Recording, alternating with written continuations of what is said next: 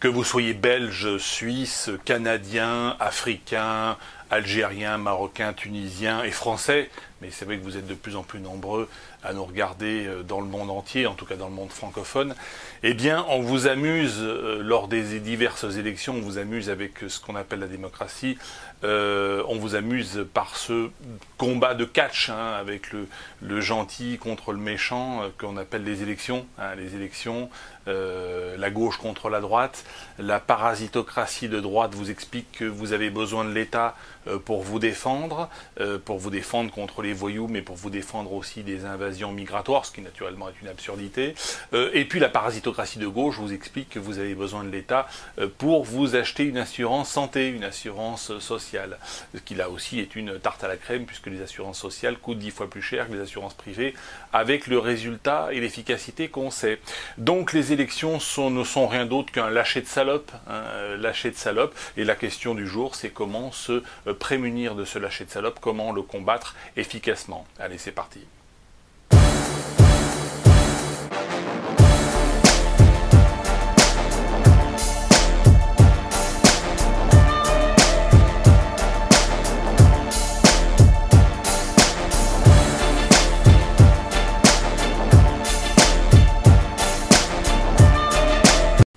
Le code noir de 1685, le code esclavagiste, stipule 3 choses. D'abord, l'esclave, digne de ce nom, n'a pas de liberté d'expression. Et nous voyons que dans nos démocraties aujourd'hui, tout un arsenal législatif réprime ce que l'on appelle l'incitation à la haine ou la provocation à la haine, ce qui a pour objectif, naturellement, de réduire la liberté d'expression de plus en plus. Alors au départ, on parle de choses, on va vous dire, vous ne devez pas faire la propagande nazie, ou vous ne devez pas faire l'apologie de crimes contre l'humanité ou de crimes de guerre. Et puis ensuite, on va vous expliquer que vous ne devez pas critiquer non plus le gouvernement, parce que le gouvernement, comprenez, il défend l'intérêt général, il est démocratique. Donc on glisse progressivement par une interdiction, finalement, et un contrôle total de ce que vous pouvez dire et de ce que vous pouvez penser. Donc le premier chapitre du Code noir de 1685, réservé aux Noirs, réservé a priori aux esclaves dans les plantations, eh bien aujourd'hui s'applique de plus en plus à tous les culs blancs de la terre, à tous les petits Ariens qui se disent ben, on est protégé par cette bonne vieille classe politique, ce qui naturellement est absurde. Nous sommes traités, notamment sur le plan de la liberté d'expression, comme les Noirs et comme les esclaves noirs du Code noir de 1685. Le deuxième pilier du Code noir de 1687, le Code esclavagiste, je le répète, c'est le code qui interdit de posséder une arme. Parce que si vous possédez une arme, ben vous allez pouvoir vous défendre face aux agressions, vous allez pouvoir vous défendre face également à un certain nombre de migrants. On le voit aujourd'hui en Grèce où le peuple grec prend les armes pour se défendre de l'invasion migratoire. Vous ne devez pas posséder d'armes. Faites confiance à la République, faites confiance à l'État. En 1934, je rappelle que le président du Conseil, c'est-à-dire le Premier ministre Pierre Laval, avait fait désarmer les Français, qui en 1940, eh bien, une fois qu'on a fait confiance à l'armée et que l'armée a perdu la guerre contre l'Allemagne, eh bien, la France s'est retrouvée occupée par les Allemands, et les Français ayant été désarmés, eh bien, ils n'ont pas pu se défendre. Dans les années 60, c'est le général de Gaulle, cette espèce de merde de Gaulle, qui a désarmé les Français d'Algérie en disant « faites confiance à l'armée vous défendra, l'Algérie c'est la France, et la France ne connaît qu'une seule autorité ». Et bien, une fois que les Français ont été désarmés, et que de Gaulle, après avoir vaincu le FLN sur le plan militaire, a donné l'Algérie au FLN, eh bien, naturellement, les Français d'Algérie n'ont pas pu se défendre et ils ont été égorgés ou bien ils ont dû fuir le pays. Voilà ce que c'est que de faire confiance au gouvernement, que de faire confiance à l'armée et que de faire confiance à l'État. Donc le deuxième grand pilier, c'est un esclave ne doit pas posséder une arme. Il doit surtout faire confiance à la police, à la gendarmerie et à l'armée, ce qui naturellement est une escroquerie. Et puis le troisième grand pilier, naturellement du Code noir, c'est l'interdiction formelle et absolue, alors là c'est absolument cardinal, de posséder, d'être propriétaire. C'est l'interdiction formelle de la propriété privée de manière générale. Au-delà du fait de posséder une arme, posséder une terre, c'est quelque chose d'absolument épouvantable. Et aujourd'hui, on voit que dans la plupart de nos démocraties, l'augmentation des impôts, notamment des impôts sur le foncier, c'est-à-dire sur la terre ou sur les immeubles, est de plus en plus important. Et même si vous êtes propriétaire aujourd'hui, eh bien le programme de tous les parasitocrates, qu'ils soient de gauche ou de droite, c'est d'augmenter toujours plus cette taxation sur le foncier, ce qui est une façon, finalement, de remettre en cause la propriété de la terre ou la propriété de votre maison ou de votre appartement. Si vous devez payer tous les mois 200, 300, 400 euros de taxes pour être simplement propriétaire, eh bien vous n'êtes en réalité plus propriétaire, vous êtes un esclave qui payait un loyer à son maître et au véritable propriétaire qui est la parasitocratie étatique. C'est une sorte de bolchevisme rampant qui s'est mis en place et qui se met en place. En France, on a remplacé l'impôt sur la fortune par l'impôt sur la fortune immobilière, donc qui ne reporte plus que sur l'immobilier. On est en train de supprimer la taxe d'habitation, donc qui est une taxe sur les habitants, à part un impôt local qui est la taxe foncière, qui existait déjà, mais qui va augmenter de manière très très spectaculaire. Donc c'est une remise en cause fondamentalement de la propriété privée, qui là aussi est la troisième grande caractéristique de l'esclave. L'esclave ne doit pas avoir de propriété privée, c'est quelque chose de strictement interdit. Les personnes qui se réjouissent de la suppression de l'impôt, de la taxe d'habitation remplacée par l'augmentation de la taxe foncière, ne devraient pas se réjouir trop longtemps, parce que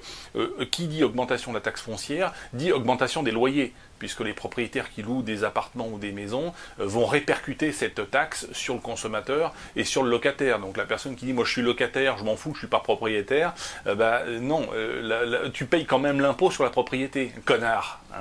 parce que tu es un esclave toi aussi. Regarde-toi dans une glace, si tu vois pas un négro, parce que tu penses que le code noir c'est réservé aux esclaves, t'es peut-être un arien, t'es peut-être blond aux yeux bleus, mais en fait t'es un connard d'esclave de toute façon, puisque tu acceptes ce système de taxation et de répression, suppression de la liberté d'expression, interdiction de posséder des armes et interdiction de posséder la propriété privée.